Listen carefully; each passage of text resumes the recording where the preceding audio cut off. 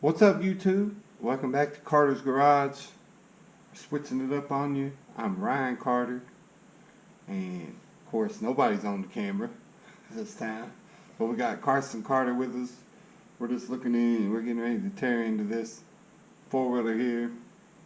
So my man over here, Carson, is just pointing out the game plan of I guess what we're going to do first is put in the front wheel drive or front center shaft for four-wheel drive. So we're just trying to map it out. So we'll keep the camera rolling throughout the process and keep you up.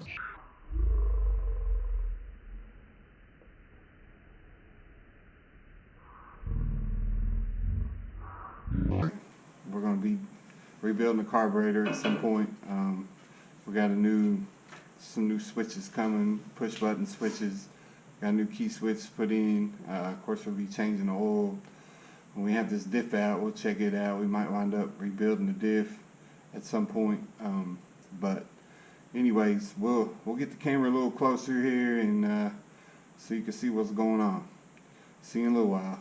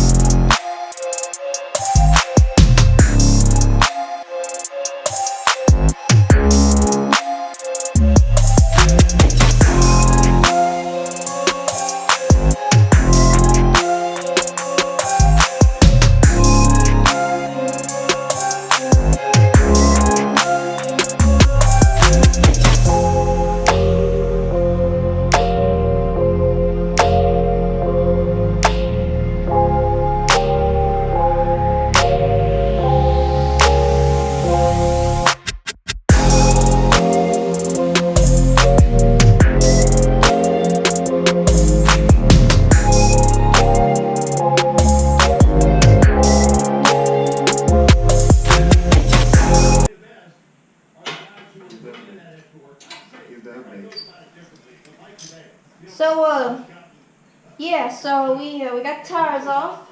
Yeah, we're looking around, seeing all what we need to do. So I think the next order of action is maybe to take the rack off, the fenders off, because we can't really see under there. And if we can, take the bumper off, so we can get the differential out and look and see what we have to do.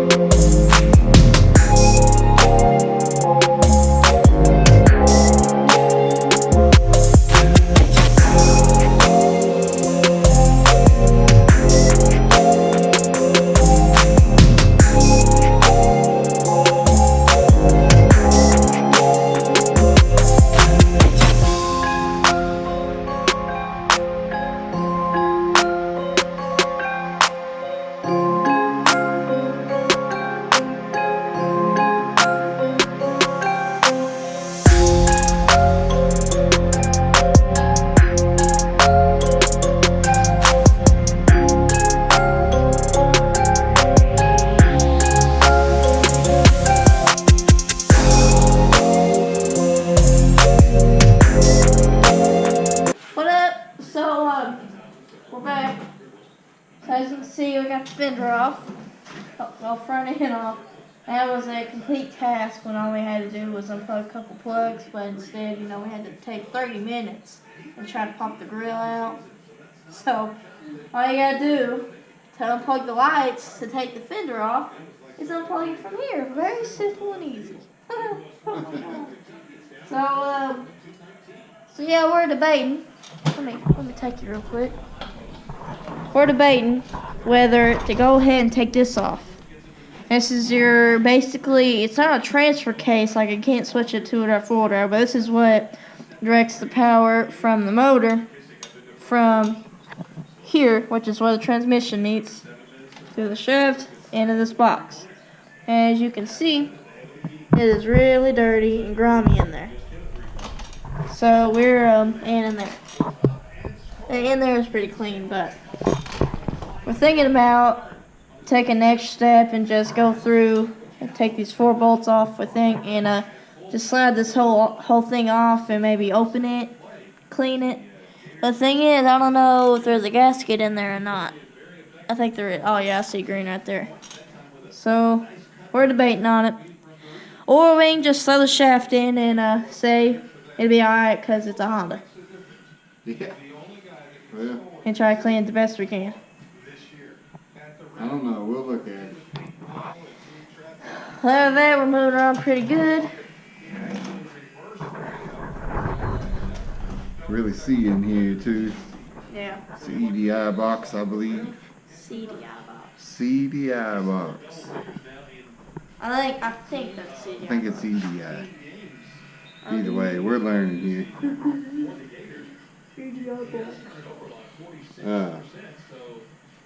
So anyways, we gotta figure out how to get them axles off. Never been into a dip before. So we'll see how to get those axles off and get the diff out. See what we're gonna do. Hang tight and we'll be back. What's up, YouTube? We're back. Carter's Garage, Ryan Carter, Carson Carter, and the guy on the camera is no one. Anyways, we left off yesterday with everything, tore down so we could see what we were going to do about putting this shaft in here.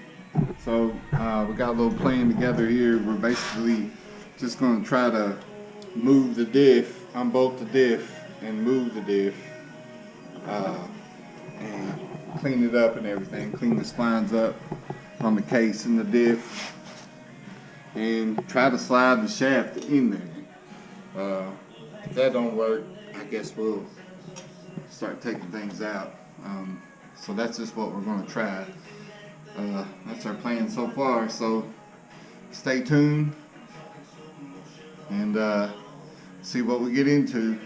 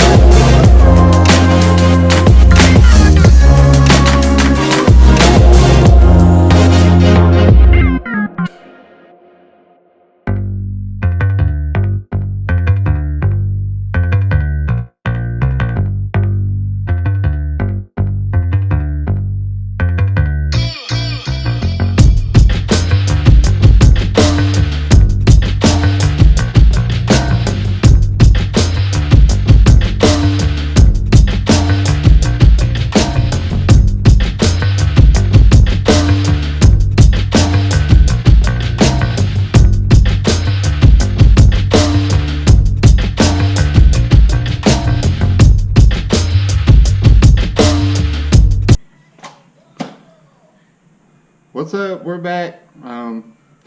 So we didn't realize it, but the last little time-lapse video we had going there, the battery died on the GoPro right before we got the shaft in. So we've got the shaft in, as you can see right there, and it's engaged. Everything's good. All we did was we had watched some videos where people were taking the dips out. Which is a sucky process, because what they're saying is, is that you have to take the drum off, all the brake assembly, and take the backing plate off of the hub and pop one of the ball joints out of the hub, so it'll fold over so you can pull the axles out, and so you can physically remove the differential. But we didn't want to do that because that would take a very long time. And so what we did was, well, you got the cord. It was just take the bolts that hold the diff into the frame, and we're able to move the whole differential forward just enough to slide the stock shaft between them and put it in. And obviously you were telling it was loose. See it moving. We did that because we found out this is honestly kind of like a cool little investigation, because when we got it, as you know, there wasn't a shaft in it, but we were seeing that there was hardware and stuff missing, as if it was taken out, as if the diff was taken out, meaning that the shaft was in fact taken out by somebody else. Or it just came loose and worked its way out. But yeah, but so this is a lesson for us and for you, that you don't have to go through all the hard work and time to take this whole hub and front end basically off, suspension and all that. So you can just take the diff loose and slide it forward and put that shaft in. And when you're putting these in, make sure to all the splines and all that, as you saw in the little time lapse, all the splines and bearings and seals are clean and wiped off. And when you put the shaft in, or anything that is going to create friction, you need to grease it up or lube it up. So we got some automotive grease in here, and we'll wipe that off when we get everything put in. But yeah, heck yeah. So the next step is to go get some hardware. And I think we'll take you guys with us, probably, maybe not, probably. But then after that, we got to put the front fender back on. I can't. It's plugged in. Oh, crap. Well, we're going to put the front fender back on, and bumper and rack, and this will be done. And then after that, step 2 of the revival is put front brake pads on it. So heck yeah, we got her installed. What up, YouTube? We're back. So you just watched Carson put this shaft in his Honda 300, and we just jacked the rear end up there to make sure we could move everything and nothing was really binding. So the only thing, obviously, you'll hear in a minute is the back brakes kind of dragging. So, but we knew that, so that's the reason we bought brake pads, and maybe we'll have to buy some other things for the brakes. We don't know yet, but we're going to be getting into that next. So we appreciate you coming this far on part 1 with us of this Honda 300 rebuild, or TLC, if you will, I guess. But anyways, so Carson grabbed the camera there, and we'll get a little hand motion going with the 4-wheel drive. A little tight. Things are moving. 4-wheel drive is happening. Struggling there, Daddy. Yeah, it's a little tight. Got some drag on it. Manual. Well, you A know, little different than the throttle. maybe the doctor amended when he said he needed exercise, maybe. Well, that's it for a week then.